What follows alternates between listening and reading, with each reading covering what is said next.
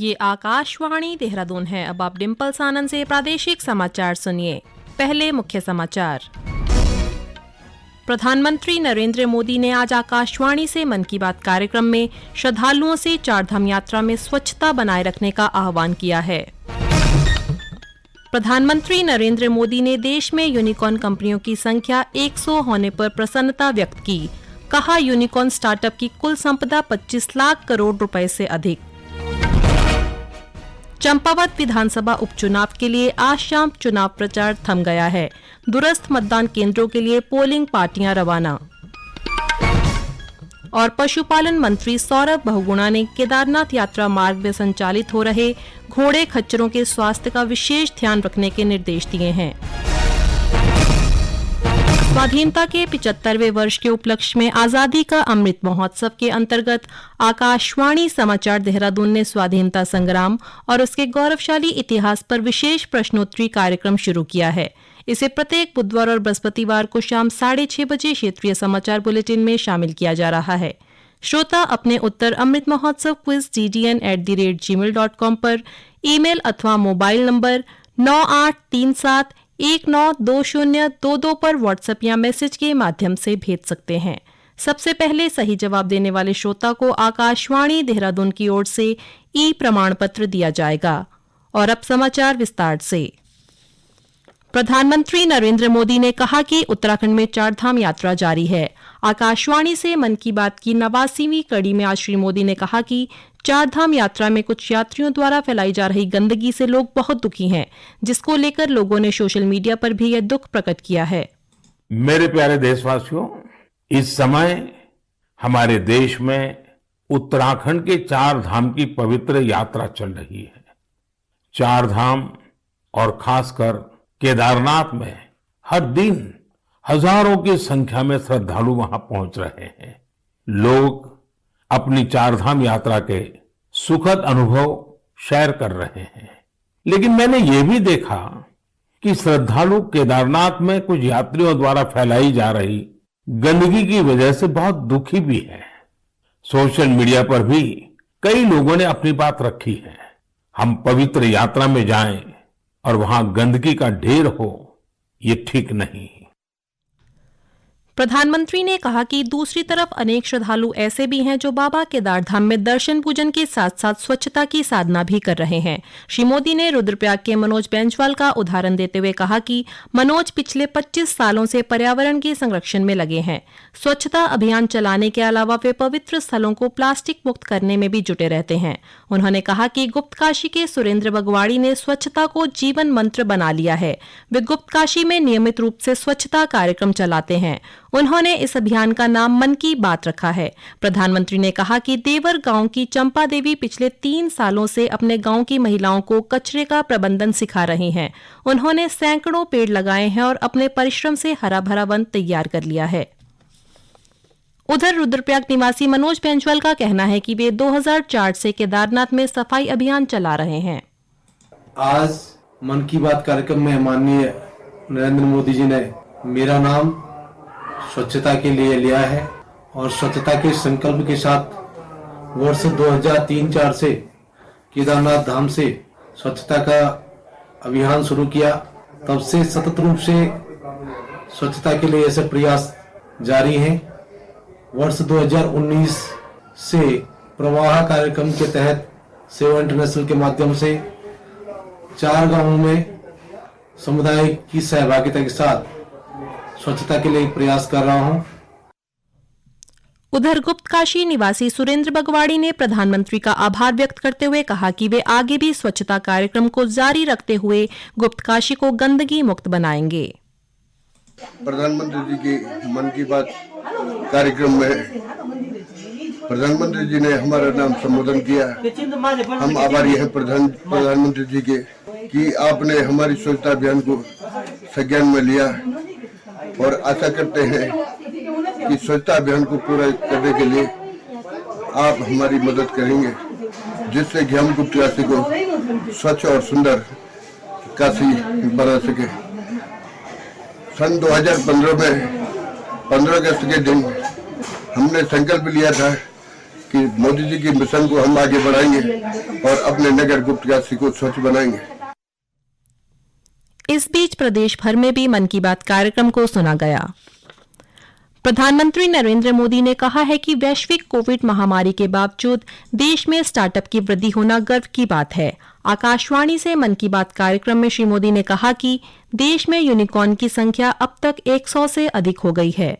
प्रधानमंत्री ने कहा कि 21 जून को 8वां अंतर्राष्ट्रीय योग दिवस मनाया जाएगा। इस वर्ष का विषय है मानवता के लिए योग। देश में अमृत महोत्सव को ध्यान में रखते हुए 75 प्रमुख स्थानों पर अंतर्राष्ट्रीय योग दिवस मनाया जाएगा। ये समाचार आकाशवाणी देहरादून से प्रसारित किए जा रहे हैं। ताजा समाचार के लिए आप हमारे ट्विटर हैंडल @AirNewsTTN और फेसबुक पेज आकाशवाणी समाचार उत्तराखंड को फॉलो कर सकते हैं। इसके अलावा न्यूज ऑन AIR ऐप पर भी आकाशवाणी समाचार को लाइव सुन सकते हैं। चंपावत विधानसभा उपचुनाव के लिए आज शाम चुनाव प्रचार थम गया है। उपचुनाव के लिए मतदान 31 मई को जबकि मतगणना 3 जून को होगी। उधर चुनाव को देखते हुए भारत नेपाल सीमा को सील कर दिया गया है। इस बीच उपचुनाव के लिए आज जिला निर्वाचन अधिकारी नरेंद्र भंडारी ने दूरस्थ मतदान केंद्रों के लिए पोलिंग पार्टियों को रवाना किया।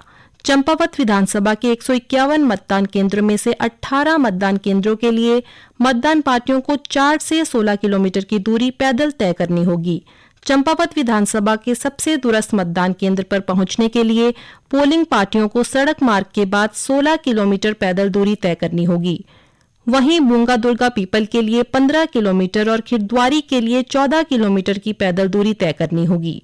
चुनाव के रिटर्निंग अधिकारी हिमांशु कफलटिया ने बताया कि मतदान के लिए सभी तैयारियां पूरी कर ली गई हैं। सभी सेक्टर व जोनल मजिस्ट्रेटों को शांतिपूर्ण निष्पक्ष चुनाव संपादित करने के लिए आवश्यक दिशा निर्देश दिए गए हैं। पशुपालन मंत्री सौरभ बहुगुणा ने आज रुद्रप्रयाग में केदारनाथ धाम यात्रा को सुव्यवस्थित ढंग से संचालित करने व यात्रा मार्ग में संचालित हो रहे घोड़े खच्चरों के स्वास्थ्य का विशेष ध्यान रखने के निर्देश दिए हैं। उन्होंने जिलाधिकारी और संबंधित अधिकारियों को यात्रा मार्ग पर खच्चरों के लिए गर्म पानी व उनके चारे दाने की समुचित व्यवस्था सुनिश्चित करने को कहा। बैठक में बताया गया कि केदारनाथ यात्रा मार्ग में लगभग 10,000 घोड़े खच्चर हैं, जिसमें 8,500 का ही रजिस्ट्रेशन किया गया है।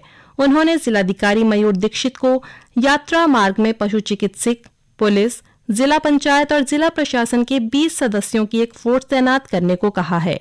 साथ ही श्री बहुगुणा ने दाना पानी न मिलने व भूख के कारण घोड़े खच्चर की मृत्यु होने पर घोड़े खच्चर के मालिक और हॉकर के विरुद्ध FIR दर्ज करने के साथ ही बीमे का पैसा भी रोकने के निर्देश दिए। उन्होंने डॉक्टरों की ओर से स्वस्थ प्रमाण पत्र जारी होने पर ही घोड़े खच्चरों का संचालन करने को कहा है। केदारनाथ की पैदल यात्रा करने वाले श्रद्धालुओं को अब मोबाइल कनेक्टिविटी की समस्या से नहीं जूझना पड़ेगा। गौरीकुंड और केदारनाथ धाम के बीच एक निजी कंपनी की ओर से 5 टावर लगाए जा रहे हैं।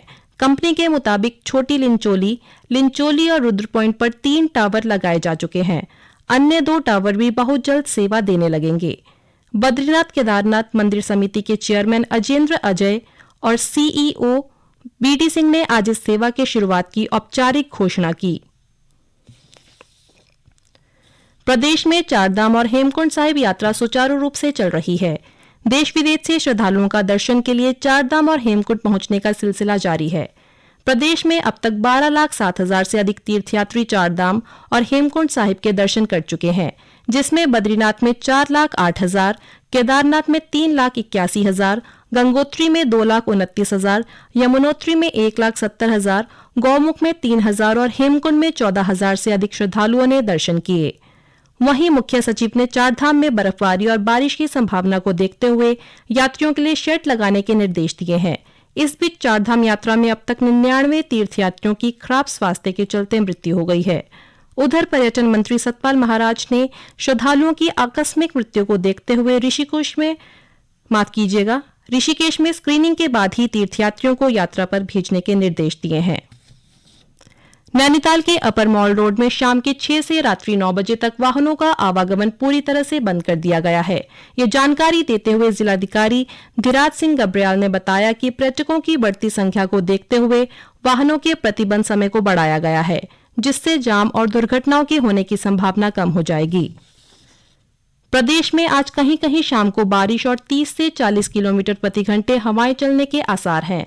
मौसम विभाग के अनुसार कल प्रदेश के पर्वतीय जिलों में कहीं कहीं तीव्र बौछार पड़ने के साथ ही तेज हवाएं चलने की भी संभावना है। उधर नैनीताल में कल 2 अलग अलग सड़क दुर्घटनाओं में 3 लोगों की मौत हो गई। कल दोपहर नैनीताल में कालाडूंगी के पास एक वाहन अनियंत्रित होकर दुर्घटनाग्रस्त हो गया, जिसमें 5 में से 2 लोगों की मृत्यु हो गई।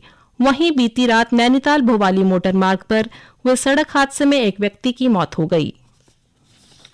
अंत में मुख्य समाचार एक बार फिर।